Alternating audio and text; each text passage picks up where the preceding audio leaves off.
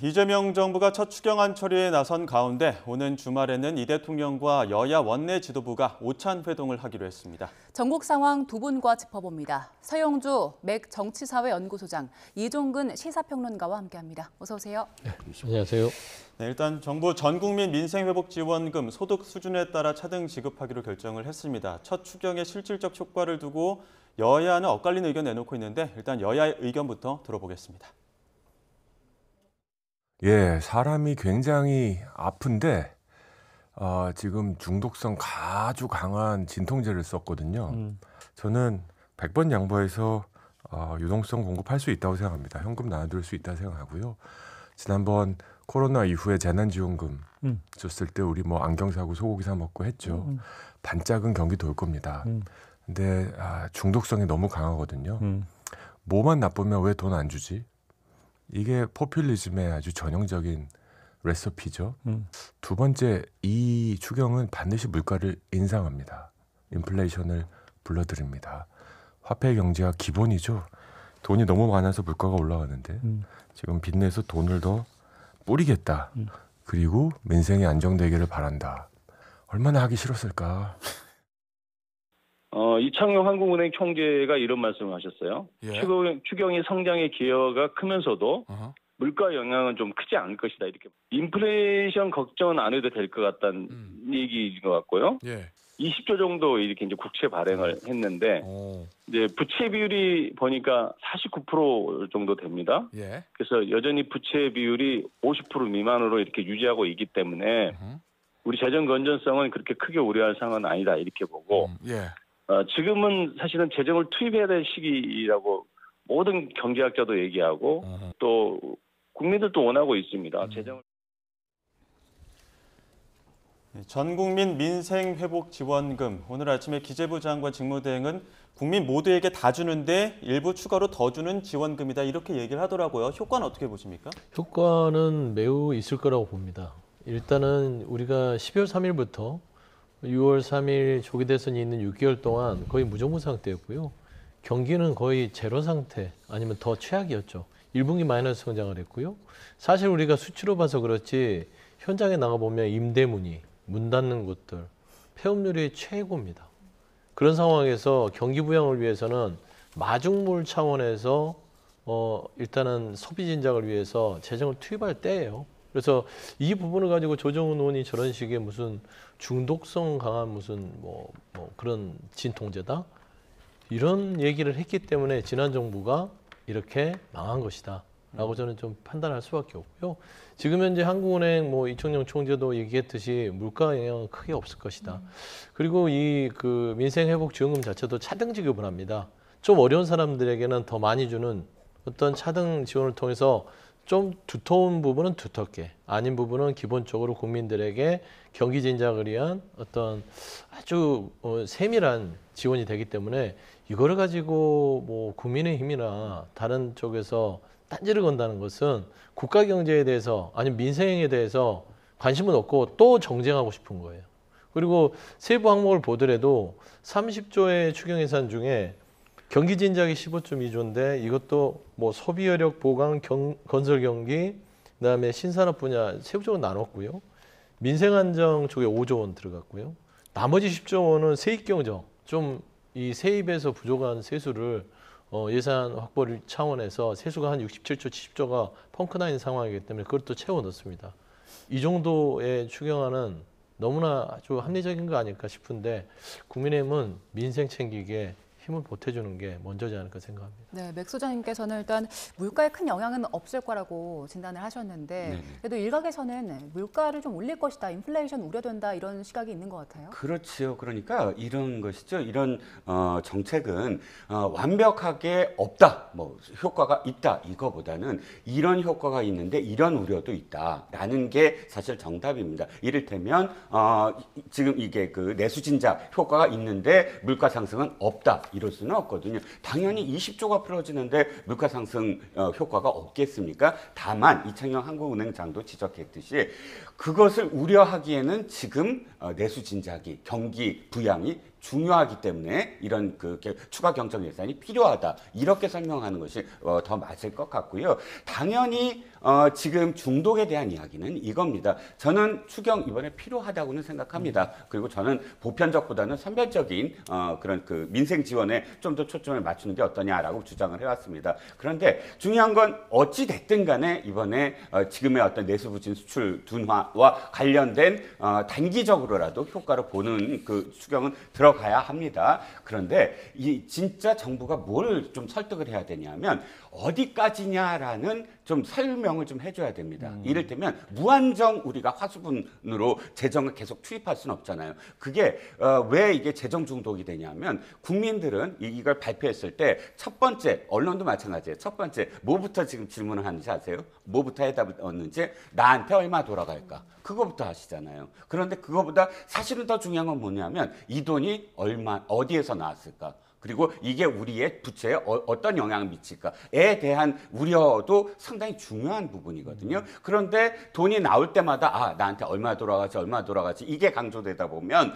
정부는 무조건 재정을 투입해야 되는 곳이고 국민들은 무조건 왜 돈 안 줄까? 하반기는 그러면 안 원할까요? 하반기에도 어려우면 아니 상반기에 줬는데 왜 안 주는 거야? 지금 이미 추경이 2번에 걸쳐서 43조가 지금 들어갔거든요. 그러면 재정 준칙도 참 중요한데 어디까지 재정이 할 수 있는 건가에 대한 국민에 대한 설득이 좀 필요해요. 이게 재정 중독에서 벗어나는 최소한 정부가 재정을 이렇게 좀 불효불급하게 관리하고 있구나라는 믿음, 시그널을 줘야 된다. 그런데 이재명 정부 물론 이게 급하고 그리고 들어가야 된다 인정을 합니다만 한 가지 좀 더 보완해야 될 게 재정에 대한 뭐랄까요 국민들에 대한 설득. 여기까지 우리 하겠다. 그리고 여기까지 우리가 소비를 진짜시키겠다라는 재정을 지키겠다라는 믿음도 전 시그널도 동시에 줬으면 했다라는 겁니다. 충분한 설명이 더 필요하다 이런 말씀을 해주셨는데 일단 빚 탕감책도 관심을 모았습니다. 그러니까 소상공인 빚 탕감 정책에서 7년 이상 연체된 5천만 원 이하 빚 탕감해준다는 건데 이 부분에 대해서는 어떻게 보십니까? 네, 필요하죠. 그러니까 이제 전 국민들의 어떤 가처분 소득 부분들을 좀 늘려준다는 차원에서 소비 진작을 이끄는 것이고 쓰는 이제 곳도 이렇게 민생 지역화폐처럼 쿠폰식으로 쓸 수 있게끔 해서 반드시 쓰게끔 만들었습니다. 뭐 이게 숨겨놓고 저축할 수 없게끔 만든 것이죠. 그다음에 또 반대로 소상공인 자영업자들 너무 힘들잖아요. 특히나 그분들에 대해서 부채 부분이 오랫동안 장기 연체된 거 코로나 이후로 이거는 계속해서 해결될 수 없는 과제들로 남아있는 분들이 꽤 많습니다. 그래서 저는 이런 부분들에 있어서 현실적으로 재정 지원을 투입을 해서 본인들이 폐업을 탈출할 수 있도록 폐업을 하려면 연체를 털어야 되는 부분도 있거든요. 그런 것들을 돈이 없어서 폐업을 못하는 분도 있어요. 그러면 그런 부분들을 핀셋으로 해서 지원해 준다는 거. 당연히 소상공인 자영업자들도 살아야 소비진작과 덧물러서 이렇게 경기가 돌아갈 수 있는 것이다. 우리 우물을 옛날에 물을 풀 때요. 그냥 말라버린 그 펌프질을 하면 물이 안 올라옵니다. 거기에 마중물이라는 게 그 마중물인데 물을 부어가면서 조금씩 이렇게 펌프질해야 물이 나올 수 있는 것이에요. 그래서 재정 지출의 개념들을 자꾸 국민의힘 쪽에서는 뭐 국가 재정으로 무한정 국민들한테 용돈 주겠냐. 그건 있을 수 없는 경제정책이잖아요. 그래서 지금은 마중물 차원에서의 20조가 투입되는 거기 때문에 이 부분에 있어서는 저는 솔직히 국민들이 너무 목말라 하던 지금 차원이다. 그렇기 때문에 민생을 걱정한다면 어떤 이런 부분들에 있어서도 조금 더 많이 해라라고 얘기할 수 있는 야당이 됐으면 좋겠습니다. 이렇게 그 일부 빚을 탕감해주는 정책이 사실 역대 정부에도 있었는데 이런 정책이 나올 때마다 있었던 지적이 열심히 갚은 분들은 그럼 어떡하냐. 형평성에서 어긋난다. 그리고 안 갚고 좀 기다리면 이거 정부에서 갚아주지 않겠느냐. 이런 인식이 좀 퍼질 수도 있다라는 우려도 있는 것 같아요. 그렇죠. 도덕적 해이죠. 그러니까 어떤 의미냐면 나는 정말로 이 신용을 위해서 또 금융기관에 내가 진 빚 부채를 어떻게든 갚아 나가려고 노력해 왔는데 여기에 해당되지 않는 예를 들어서 7년 이상 5천만 원 이하의 무담보 대출이라는 그런 이번에 탕감해주는 그런 그 소상공인 내지 또 이 대출자에 포함되지 않는 분들은 어떻게 하겠느냐는 거예요. 그러면 내가 지금까지 갚은 건 어떻게 되느냐. 그러니까 제가 아까 정부의 어떤 그런 보다 더 우리가 함께 공유할 수 있는 설득이 좀 필요하다는 건 수치적으로나 혹은 어떤 뭐 논리적으로나 그러니까 이렇게 했을 때 사실상 어떠한 사회적 가치가 공유된다 하고 그 나머지 분들을 설득해야 되거든요. 그런데 이를테면 지금 7년 이상이라는 게 계산을 해보면 2018년이니까 코로나에 해당되는 분들 맞아요. 예. 코로나 때 소상공인이고 그러면 이런 부분들과 관련돼서 그분들이 고통을 받는 것들이 사실 우리가 다른 분들도 다 고개를 끄덕일 만큼 내 지금 빚은 감내할 만큼의 어떤 상황이었느냐가 공유돼야 되거든요. 그런데 그런 게 공유 없이 어떤 상황에서 이건 탕감입니다.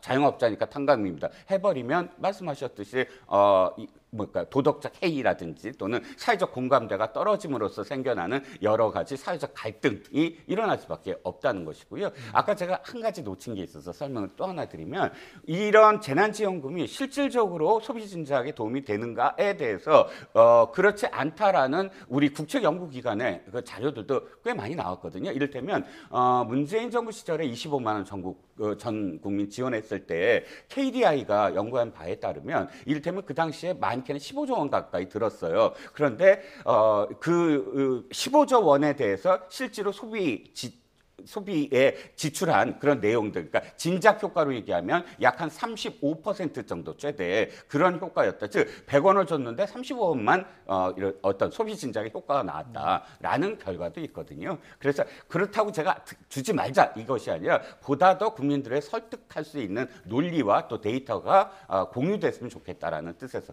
말씀을 드립니다. 자, 이런 가운데 이재명 대통령 취임 후 세 번째 국무회의 열면서 국무회의 공개 못할 이유가 있느냐, 뭐 공개할 부분들은 좀 공개하자 이런 이야기를 했거든요. 여기에 대해서는 어떻게 좀 보십니까? 저는 좋은 방안으로 가고 있다고 봅니다. 그러니까 비공개라는 게 어떤 사항이냐, 조건이 있어야 돼요. 비공개라는 거는 뭐 말하기가 곤란하거나 그 다음에 숨겨야 되거나 아니면 이게 외부에 유출됐을 때 심각한 국가의 어떤 여러 가지 좀 뭐 리스크가 된다거나. 근데 이제 국무회의라는 것들이 우리 국민들이 먹고 사는 문제들 그리고 각 부처들이 어떻게 일하는 부분들을 국민들한테 공개적으로 말할 이유가 뭐 있을까요? 그런 의미에서는 국민들도 알아야 된다라는 것들은 투명한 정부 그리고 국민들과 소통하는 정부들 이게 따지고 보면 도스태핑보다는 훨씬 더 국민들과 소통할 수 있는 창구가 되지 않을까 저는 생각하거든요. 예. 비공개할 때는 비공개를 해야겠죠. 예. 뭐 국가안보 같은 경우는 비공개로 진행하더라도 최소한 일상에 있어서 각 부처가 어떻게 일하는지 그리고 대통령이 그걸 어떤 식으로 유연하게 어떤 그 최종적인 결론에 도달하게 하는지 뭐 앞서도 이종근 평론가께서도 얘기했지만 뭐 민생회복지원금에 대해서도 뭐 예를 들면 국민적 설득과 이런 게 필요하다고 했을 땐 국무회의를 통해서 어떤 절차에서 이게 정해졌는지를 알려주면 굳이 두 번 일하지 않아도 될 사항이지 않겠습니까? 그래서 저는 뭐 이렇게 국무회의가 공개된다면 뭐 국민들한테 좋은 효과가 보이지 않을까 생각합니다. 이재명 대통령이 그 경기도 지사일 때도 네. 일부 회의들을 이렇게 공개했었다면서요? 그렇습니다. 굳이 뭐 이제 이 공직이라는 게 국민들이 부여한 어떤 직무이기 때문에 국민이 주인이고 공직은 일꾼인데 일꾼들이 왜 주인한테 일하는 걸 숨기면서 일하냐 그런 논리죠. 따지고 보면 그게 조금 더 합리적이지 않을까요? 예. 변화된 국정을 좀 기대합니다. 한편으로 또 임시 홈페이지 대통령실 임시 홈페이지 좀 개설이 됐는데 정식 홈페이지 또 개설까지는 좀 시일이 걸린다고 하더라고요. 그건 뭐 매번 정권 교체기마다 겪는 일이에요. 왜냐하면 홈페이지가 그야말로 사실 스타일이에요. 그 대통령의 스타일, 당선인의 스타일을 그대로 반영을 합니다. 박근혜 대통령 시절의 어떤 홈페이지와 또 노무현 대통령 시절의 홈페이지는 전혀 달랐어요. 노무현 대통령의 홈페이지는 물론 노무현 대통령이 워낙에 컴퓨터 프로그램에 대해서 관심이 많고 실제로 그 프로그램도 짰잖아요. 이지원도 짜고 해서 홈페이지를 굉장히 개방적이고 사람들이 참여할 수 있게 국민이 참여할 수 있는 그런 공간으로 만들었어요. 그러니까 그런 스타일이 다 다르고 주문이 다르고 또 시대가 다르잖아요. 뭐 그러니까 그것을 반영하는 그런 그 작업이 아마 필요할 겁니다. 지금 이재명 대통령 당선된 지 며칠 안 됐어요. 한 달도 안 됐으니까 홈페이지 부분은 아마도 뭐 더 자신의 어떤 그런 스타일이나 뭐 그런 그 뜻을 반영 반영을 할 겁니다. 그런데 이 아까 말씀하신 국무회의 조금만 제가 말씀드려도 네. 될까요? 걱정되는 부분이 있어요. 아니 투명한 거 좋아요. 투명한 거 좋고 공개하는 거 다 좋은데 저는 대통령의 국무회의 모두 발언에 굉장히 저는 늘 불만을 가졌거든요. 왜냐하면 모두 발언이라는 게 뭡니까? 국무회의 국무위원들한테 하는 얘기여야 돼요. 그런데 대통령이 국민들과 기자들과 안 만나고 모두 발언을 통해서 국민들한테 하는 담화처럼 그걸 이용을 해요. 무슨 그래 저 문재인 대통령도 그랬고 박근혜 대통령도 그랬거든요. 예. 그러니까 이건 뭐가 걱정이 되냐면 국무회의도 국민들의 시선을 의식해서 국민들한테 들려주는 이야기처럼 국무위원들이 할 가능성이 있다는 거죠. 그리고 또 한 가지는 뭐냐면 우리가 노무현 대통령 시절에 국무회의 굉장히 토론했었어요. 그러니까 마음껏 얘기하자. 그런데 국민들이 바라보고 있는데 이게 있습니다. 이건 진짜 뭐 잘못됐습니다라고 할 수가 있을까요? 그러니까 자유로운 어떤 의견 개진을 위해서 물론 비공개로 들어가면 된다고는 하지만 비공개로 들어간다라고 한다면 공개되는 내용은 아마 최근 트럼프 대통령의 백악관 회의처럼 될 가능성이 큽니다. 칭송하는 내용으로만 이렇게 해서 그다음에 비공개로 갑시다. 이렇게 될까봐 우려의 말씀을 드립니다. 네. 근데 제가 이제 국민 그 부분에 있어서 국무회의 공개 부분이 우려되는 부분이 있다지만 그냥 그 공직자의 기본적인 마인드를 이재명 대통령은요 국민의 이제 그 충복으로 생각하는 겁니다. 그러니까 이게 권력이 아니고 장관들도 똑같이 국민들에게 봉사해야 될 공직자다. 그랬을 때는 국민 눈높이에 맞춰서 일을 하라는 거예요. 그리고 모두 발언을 통해서 국민들 좋은 소리만 하겠다? 아니 공직자들이 국민한테 잘 보이려고 하는 게 나쁩니까? 국민들이 흡족할 만큼의 행동들을 하는 건 좋은 현상입니다. 국민을 무시하고 본인들이 미실해서 우리는 대단한 사람들이야. 국민들 당신은 우리들이 시키는 대로 정책을 그냥 받아. 이런 걸 없애겠다는 취지이기 네. 때문에 저는 일단은 매우 좋은 방향으로 갈 가능성이 높고요. 홈페이지 부분 제가 말씀드릴게요. 저게 왜 임시 오픈이 됐냐면 지난 정부에서 세상에 그 필기구도 필기구지만 홈페이지 소스를 다 삭제하고 갔습니다. 그게 말이 됩니까? 최소한 그 간판은 떼더라도 소스까지 삭제하는 그런 정부였어요. 그렇기 때문에 그 소스를 복원하고 여러 가지 대통령실의 홈페이지를 바로잡아야 됐기 때문에 지금 임시 홈페이지로 가설이 돼 있다. 지난 정부의 참 인색함이 결국에는 지금 이재명 정부의 홈페이지조차도 임시로 운영되는 상황이다. 라는 점을 좀 설명드리고 싶습니다. 예. 이재명 대통령이 그 일요일에 여야 지도부와 함께 오찬을 네. 갔는데 원래는 7월쯤에 추진을 한다고 했는데 이걸 좀 앞당긴 것 같아요. 이렇게 서두른 이유가 어디에 있을까요? 일단은 뭐 G7 정상회담을 다녀왔기 때문에 그 성과에 대해서 여야 원내대표랑 이런저런 얘기를 하는 것들이 원래는 그 정상적인 행정부와 입법부의 관계예요. 다녀오면 말하자면 민주당이 배출한 대통령이니까 민주당 지도부만 불러서 나 이거 잘 갔다 왔어. 이런 게 아니라 여야 원내대표와 이건 국가에 대한 일이잖아요. 예. 이런 일들이 있었다라는 거를 얘기해 주면서 또 정치적인 현안도 청취하고 이런 게 어떻게 보면 정치의 복원 아니겠습니까? 예. 사실상 이게 뭐 7월로 미룰 것도 아니고 지금 현재 녹록치 않은 부분들이 경기 진작에 대한 여러 가지의 추경 통과 이후에 또 여당과 야당에 대한 협치 부분도 남아 있고 지금 신임 원내대표가 민주당에 들어왔기 때문에 지금 또 새로운 또 국민의힘 원내대표도 왔잖아요. 그러니까 신임 원내대표들이 인사차 또 만날 수 있는 것이라서 미룰 일은 아니기 때문에 저는 22일 날 이렇게 자리를 마련한 거라고 봅니다. 그다음에 예. 이제 특검이 시작되면 예. 아무래도 조금 여야 간의 경색이 될 가능성이 높아요.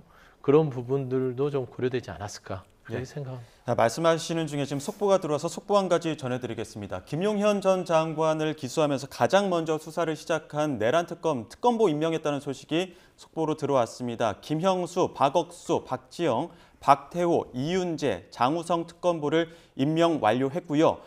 내란 특검의 조은석 특검은 수사 능력과 관리 능력이 출중한 경찰 출신을 포함했다. 이렇게 특검보 임명 배경까지 설명을 했습니다. 예. 관련해서 추가 소식이 들어오면 좀 정리된 내용으로 다시 한번 전해드리도록 하겠습니다. 저희는 대담 이어가겠습니다.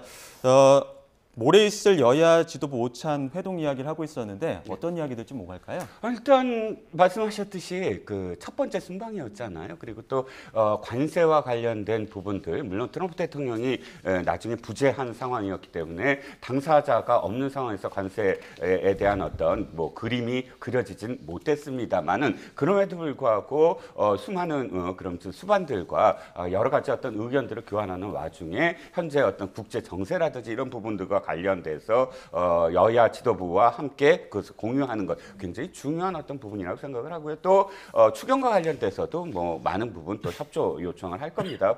빨리 이 추경이라는 것이 가장 중요한 게 속도거든요. 어떻게 빨리 지금 실제로 필요한 사람들에게 전달이 되느냐의 문제. 이 두 가지 문제만 하더라도 뭐 꽤 많은 시간 동안 이야기해야 될 것 같고요. 한 가지 아쉬운 점은 나토 정상회담을 가느냐 안 가느냐가 아직 결정은 안 된 걸로 보입니다. 근데 24일 날 출국을 하잖아요. 만약 나토 간다면. 그래서 나토 정상회담도 굉장히 중요하다. 우리는 거기 업저버국이지만 IP 4개국의 업저버국이지만 방산이라든지 또 그러니까 이 G7과는 성격이 다른 또 다른 어떤 그 효과라든지 혹은 업적을 갖고 올 수가 있거든요. 그러면 합쳐서 하셨으면 어땠을까? 물론 많이 만날수록 저는 바람직하다고 생각을 합니다. 돌아와서 또다시 이렇게 회담을 하면 뭐 좋겠지만 또 전체적으로 전 현재 어떤 국제 정세를 이야기하는 것 또 지금 G7 만난 분들 중에 또 나토 정상회담에서 또다시 만나야 될 사람들이 있거든요.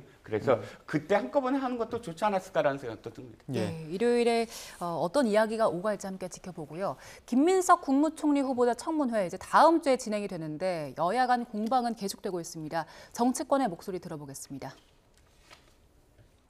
지금 김민석 후보자의 문제는 3무입니다. 첫째, 전과에 대해서 반성이 없습니다. 둘째, 사실관계에 대한 성실한 소명이 없습니다. 셋째, 국민에 대한 두려움이 없습니다. 과연 더불어민주당이 야당이었으면 이렇게 도덕적 흠결이 많은 인물을 국무총리로 인준하도록 내버려 두었겠습니까? 김민석 후보자가 기존에 처벌받았던 형사재판을 빼고 말씀드려도 검증해야 할 내용이 이렇게 차고 넘치는 상황입니다. 파면 팔수록 미심쩍습니다. 파파미 후보입니다. 그런데 김민석 후보자 민주당은 의혹을 소명하기는커녕 눈에 실핏줄이 터졌다는 등 전처를 증인으로 부르는 것은 선을 넘는 일이라는 등 감성파리로 일관하고 있습니다. 정치 선진국 같은 경우에는 정책 검증은 공개로 하고요. 비공개로 사실상의 도덕성 검증을 진행하는 곳도 있습니다.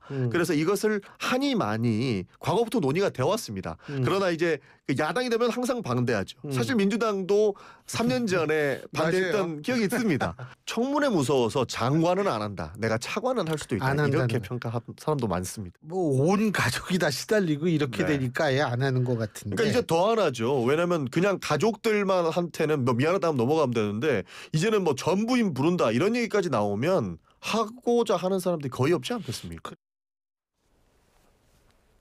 네, 김민석 후보자가 본인과 관련된 아들 자산 칭호대 석사 논란과 관련해서 SNS로 매일 해명을 하고 있는데 어제는 언론 인터뷰에도 출연을 했더라고요. 네. 그 중국에 출입했던 출입국 기록을 공개 다 했는데 네. 이 부분을 이제 공개함으로써 어느 정도 이 의혹이 해명된 걸까요? 뭐 칭화대 문제는 해결이 된 것 같습니다. 그러니까 이제 저 칭화대 논란 부분을 보면서 국민의힘이 야당으로서 좀 공부를 많이 하겠구나. 그냥 포인트를 짚고 못 들어가는 거예요. 칭화대 같은 경우는 이게 어떻게 딸 수 있었을까라는 게 중요한 게 아니라 칭화대가 그런 석사 학위를 쉽게 주는 곳인가부터 짚고 넘어가야 되는 거 아닐까요? 중국의 가장 유명한 대학이고 이 석사 논문 과정을 쉽사리 주지 않습니다. 아무리 아는 사람, 총장을 알아도요. 시진핑 주석을 알아도 칭화대에서 석사 논문이 나오기 쉽지 않아요. 예. 그다음에 논문까지 썼습니다. 그러면은 출석을 하지 않고 수업을 듣지 않고 논문을 쓰지 않으면 절대 칭화대에서 학위가 나오지 않는데 이거를 받았을 리가 없다. 그러면 그게 허위다. 라는 것인데 이거를 출입국으로 들어가는 겁니다. 회의하고 어떻게 갈 수 있어? 이게 중요하지 않거든요. 그러니까 그냥 이 부분은 출입국 기록 공개해버리니까 국민의힘은 거의 헛발질한 거잖아요. 그렇지 않겠어요? 그래서 저는 야당으로서 뭐 좀 여러 가지 능력을 지금 뭐 굉장히 감당하기는 힘들겠으나 지금 김민석 후보자에 대한 여러 가지 검증 작업이 국민의힘의 지적들은 그렇게 국민들의 뭐 공분을 불러일으킬 만한 검증은 아니다라는 것이고, 사실상 어제 이제 칭화대 확인 논란이 출입국 기록으로 일단락이 돼버렸던 네. 겁니다. 시간 갖고 따지면요 너무 없어 보여요. 이게 뭐 몇 시에 갔냐, 몇 분 몇 초에 갔냐, 이건 아니잖아요.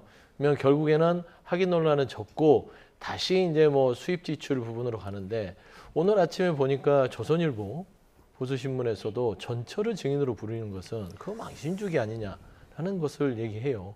그런 정도의 지금 국민의힘의 검증 수준이기 때문에 저는 김민석 총리 후보자가 지금 현재 남아있는 건 수입과 지출 부분의 어떤 갭을 예. 어떻게 설명할 것인가, 이것만 하나 남은 것 같아요. 그거는 청문회 24, 25일 날 본인이 자세하게 상세하게 대차대표식으로 해서 설명을 한다고 하니 그때 가서도 국민의힘이 또 어떤 어깃장을 놓을지 예. 지켜볼 일입니다. 지금 당장 지금 증인 채택도 안 됐고 있지 않습니까? 근데 보통 인사청문회법상 닷새 전에는 이제 그렇죠. 그 채택 추석 요구서를 보내야 되지 않습니까? 예, 예. 오늘 기한일 텐데 좀 접점을 찾을까요? 접점이 없을 것 같아요. 아마 민주당은 이 부분과 관련돼서 윤석열 전 대통령 등등 지난 계엄과 내란 사태에 해당되는 사람들까지 증인으로 부르겠다라고 요구를 하고 있고, 또 결정적으로 지금 이 국민의힘에서는 강모 씨, 즉 스폰서로 알려진 스폰서 의혹이 있는 강모 씨를 부르자라고 했는데 그것을 지금 거부하고 있습니다. 결국은 강모 씨가 가장 큰 핵심이고, 전 부인 문제는 저는 이렇게 생각을 해요. 전 부인 안 오셔도 됩니다. 전 부인과 관련돼서 왜 지금 얘기가 나오고 있냐 하면 이거거든요. 지금 2020년도에 5억 9천만 원 마이너스인데 지금 2억 원의 플러스거든요. 그런데 생활비라든지 지금 추징금, 대법원에서 확정 판결된 정치자금법 위반과 관련된 추징금이 6억이고 다 합쳐보면 총 13억이 들어가요. 그러면 이거에 대해서 해명을 해야 되는데, 근로소득세를 들여다봤더니 아들에 대한 교육비가 하나도 없더라. 그런데 교육을 시킨 걸 보니까 돈이 우리나라에서 제일 많이 들어간다는 모 국제고를 다녔고, 또 코넬대 경제학과를 들어갔습니다. 그러면 다 또 이렇게 커뮤니티에서 다 그게 띄워져요. 코넬대 경제학과에 다니려면 입학비만 7만 불이다. 뭐 이렇게 뜨더라고요. 그러면 지금 김민석 후보한테 물어봤더니, 김민석 후보한테 이렇게 물어봐요. 근로소득세 교육비가 안 들어갔더라. 원정지수 영수증에. 그러면 교육비 어떻게 하셨니? 그랬더니 전부인이 다 냈다고 합니다. 그러면 그러시면 전부인께서 냈다는 기록만, 예를 들어서 미국 송금한 기록만 하시면 됩니다라는 거예요. 그러니까 뭐 와서 어떻게 무슨 어떤 아픈 과거를 물어보거나 이런 상황이 아닙니다. 지금 97건 중에 이 출입국 기록까지 포함하면 4건 지금 공개가 된 거예요. 국민의힘이 헛발질 하셨다고 하지만 이게 처음에 의혹이 제기됐을 때 이거 공개했으면 더 이상 진전 안 되잖아요. 그럼 탁탁 끝납니다. 97건 중에 94건만 이렇게 오늘 공개하신 것처럼 미리 공개하시면, 유인태 전 국회의장 사무총장이 이렇게 말씀하셨어요. 그걸 왜 청문회까지 기다리니 지금 미리미리 다 제출해버리면 논란 끝나고 국민의힘이 도리어 이렇게 헛발질했다고 얘기 나올 거 아니냐. 미리 빨리 공개해라 라는 것처럼 국민의힘 입장에서도 미리 제출해달라라고 부탁을 하는 거죠. 네, 말씀하신 것처럼 그 여권 일각에서도 이런 지적들 나오고 있어요. 유인태 전 사무총장도 빨리 해버리면 되지 왜 이렇게 끊느냐라고 하기도 했고, 정성호 의원도 이게 국민이 보기에는 투명하지 않은 부분도 좀 있어 보인다고 지적을 하는데 이 부분에 대해서는 어떤 입장이세요? 그러니까 즉각적으로 질문하고 답변하고 하면 좋겠죠. 그러면 청문회를 뭐할로 해요? 청문회 기한이 있지 않습니까? 네. 그러니까 야당 입장에서는 어떻게 해서든지 그 흠집을 내기 위해서 부단히 노력을 하지만, 전략적으로 김민석 총리 후보자는 이거 청문회 때 밝히겠다. 그러면은 무한하게 될 것이다. 라는 것이에요. 그러니까 계속해서 헛발질하라고 두는 걸 수도 있습니다. 전략적으로. 이게 뭐 국민들한테 일일이 설명을 할 수도 있겠으나 청문회는 일정이 있잖아요. 24, 25. 그러면 거기에서 원래는 묻고 답하고 하면 되는 건데, 굳이 언론을 통해서 이거를 여기서 다 답변하고 또 거기에서 논박을 하면 청문회 때는 답할 것도 없어요. 그리고 사실상 대한민국 청문회가 바뀌어야 되는 게요. 이제 앞으로 장차관 국무총리 이렇게 하실 분들은 독신주의자를 뽑아야 됩니다. 혼자 사는 사람이 해야 됩니다. 그러니까 유독 대한민국이 언제부턴가 청문회가 시작되면 가족 털이를 시작합니다. 뭐 전처까지 지금 나올 정도면은 너무나 민망한 수준인데 아들, 부모, 아니 배우자, 그다음에 뭐 이제 어머니, 아버지 다 털거든요. 미국이나 영국 같은 경우는요. 최소한 인사청문회를 할 때도 가족을 검증하긴 하나 가족도 그 공직자가 들어가는 자리와 관련된 공공성에 대한 이해충돌 부분이 아니면 그 자녀라든지 배우자가 어떤 학교를 들어갔는지 과거에 그 자녀가 어떤 일탈을 했는지는 검증 대상에 들어가지 않습니다. 그런 수준으로 가야 되는데 대한민국은 너무나 어떤 공직자의 어떤 인사검증이 공직자에 집중되는 게 아니라 가족들로 가는 거예요. 저는 이 부분은 이번 청문회를 통해서 고치는 여러 가지 제도적 방안들이 나와야 되지 않을까 생각합니다. 예. 짧게 서 수장께서 저는 많은 부분 동의를 하지만 청문회법의 어떤 취지를 조금 왜곡하시는 게 아닌가. 서류는 미리 제출해야 됩니다. 서류를 당일날 제출한다는 게 나쁜 관행이에요. 그리고 언제나 이렇습니다. 당일날 오전에 한 2-3시간 그냥 지나가요. 여당, 야당 입장 바꿔서도 맨날 똑같아요. 오늘 서류 제출 안 하셨잖아요. 라고 항의하는 거 신상반으로 2시간 지나갑니다. 오후에도 내내 그렇게 해서 그냥 넘어가는 거예요. 청문회 날 그렇게 해서 이틀만 견디면 된답니다. 청문회 서류 미리 제출하는 이유가 뭡니까? 그것을 제대로 검증하고 거기에 대해서 질문만 하면 되거든요. 그런데 서류 제출을 당일날 하라고 그러면 그거 들여다보는데 그냥 하루 지나가요. 그러니까 청문회법에서 얘기되는 서류 제출은 청문회 시작하기 전에 주는 게 맞다는 겁니다. 그게 관례여야 되고 그게 그 당일날 주고 당일날 뭐 한다는 전략 자체는 그걸 옳지 않은 관례다. 그냥 방어하기 위한 관례다. 그야말로 나를 검증하라는 관례가 아니라 그냥 빠져나가기 위한 관례다라는 겁니다. 예, 특검 이야기도 좀 해보겠습니다. 김건희 여사 특검과 관련해서는 특히나 이제 주가 조작 의혹을 다시 수사하는 검찰이 통화 녹음 확보한 사실 알려진 이후에 계속해서 논란이 이어지고 있는데 부실 수사 비판도 나오고 있습니다. 관련 녹취 한번 들어보시죠. 검찰이 과연 이 서버 기록이나 이거 그냥 바로 압수수색하면 확보할 수 있는 이 기록들이거든요. 그래요? 예. 그런데 이걸 제가 보기에 확보하지 못했을 가능성은 낮고요. 네. 주가 조작을 인지하고 있었다는 저는 결정적 증거가 있어서 그렇군요. 예. 아마 이 통화 녹취를 수사를 안 한 거 아니냐라는 생각을 갖고 있습니다. 그래서 아마 이 도이치모터스 주가 조작이나 혹은 명품백마저도 불기소 불송치 결정을 했던 검찰 해당 그 검찰 검사와 수사관에 대한 최소한의 감찰은 좀 필요하지 않나라고 생각하고요. 그리고 도이치 사건의 경우 지금 전임 수사팀 수사 필요성도 많이 나오는데 그 부분은 정권과 사안을 파악한 다음에 같이 논의해서 결정할 예정입니다. 이 결정적인 녹음이 특검 출범한 이후에 나오다 보니까 관련 수사하는 수사팀, 검찰 수사팀에 대한 비판도 좀 커지는 것 같아요. 저는 이제 도이치모터 주가 조작 사건은 이미 김건희 씨 자체의 녹취록이 4년 만에 나왔지 않습니까? 이미 이 녹취만 들어도요. 김건희 씨는 주가 조작을 적극적으로 가담했다는 걸 누구나 상식적으로 알 수 있죠. 더 이상 증거는 필요 없다고 봅니다. 이거는 바로 김건희 씨에 대한 기소를 얘기하는 것이고 거기에 이제 관련된 사안들은 과연 왜 지난 윤석열 정부의 검찰이 이 금방 파악할 수 있었던 이 김건희 씨의 이 주가 조작에 대한 여러 가지 정황이 직접적인 스모킹건인 녹취록을 누락했을까? 알고도 묵인했을까? 아니면 못 본 척했을까?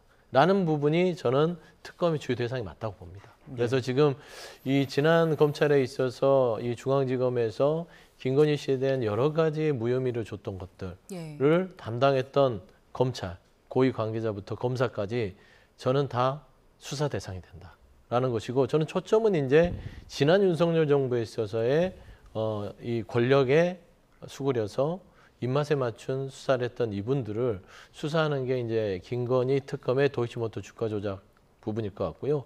사실 김건희 씨가 이게 하나죠. 나머지 15개 혐의가 있습니다. 특히나 양평고속도로 종점 문제라든지 그다음에 공천기획 문제, 그다음에 건진법사를 통해서 목걸이나 샤넬백을 받았을 때 어떤 직무대가성이 있었을까. 그다음에 그 디올백 문제도 마찬가지입니다. 명품백 무혐의 됐는데 과연 그게 정말 선물이었을까라는 것들. 저는 전방위적으로 김건희 특검은 지난 윤석열 정권에서의 검찰과 연계돼서 같이 특검이 이루어질 가능성이 크고요. 예. 내란 특검 자체는 지난 12월 3일 밤에 과연 국민의힘 내에서 이거를 어느 정도 협조하면서 갔는지 저는 그게 또 하나의 어떤 수사의 어떤 대상이 되지 않을까 그래 보입니다. 도이치모터스 관련 그 기존 수사팀이 통화 녹음을 확보하지 못했던지 아니면은 안 했던지 이게 못한 거든 안 한 거든 비판을 피할 수가 없는 상황인 건데 네네. 그 김건희 특검에서 기존 수사팀에 대해서도 좀 들여다볼 가능성 어떻게 보세요? 특검에서 들여다봐야 될 것 같아요. 왜냐하면 그때는 안 나오고 지금 나왔다면 분명히 어떤 이유가 있었겠죠. 그러니까 일부에서는 이렇게 얘기합니다. 그 동화 녹취와 관련돼서 처음에 4년 전에는 미래에셋의 협조를 받아서 그 미래에셋이 제출한 것을 검색을 했는데 이번에 압수수색을 해서 그 범위가 넓어졌기 때문에 그 안에서 포함이 됐다라는 그런 그 기사도 있긴 있지만 그러나 그것으로서 지금 국민들이 납득이 할 수가 있을까? 혹시 이 녹취 그러니까 도이치모터스 녹취 이외에 다른 15개 혐의에서도 똑같이 그전엔 못 찾다가 지금 찾아낼 수 있는 근거들은 또 없는지 이런 부분과 관련돼서 국민들이 납득이 가게끔 아마 특검이 수사 대상에 포함할 것 같습니다. 예, 알겠습니다. 자, 앞서 이재명 대통령 관련 질문을 하는 과정에서 이재명 대표라고 호칭을 잘못했었는데요. 그 부분에 대해서 시청자 여러분께 사과의 말씀 드립니다. 자, 오늘 말씀 여기까지 듣겠습니다. 지금까지 서용주 맥정치사회 연구소장, 이종근 시사평론가와 함께했습니다. 고맙습니다.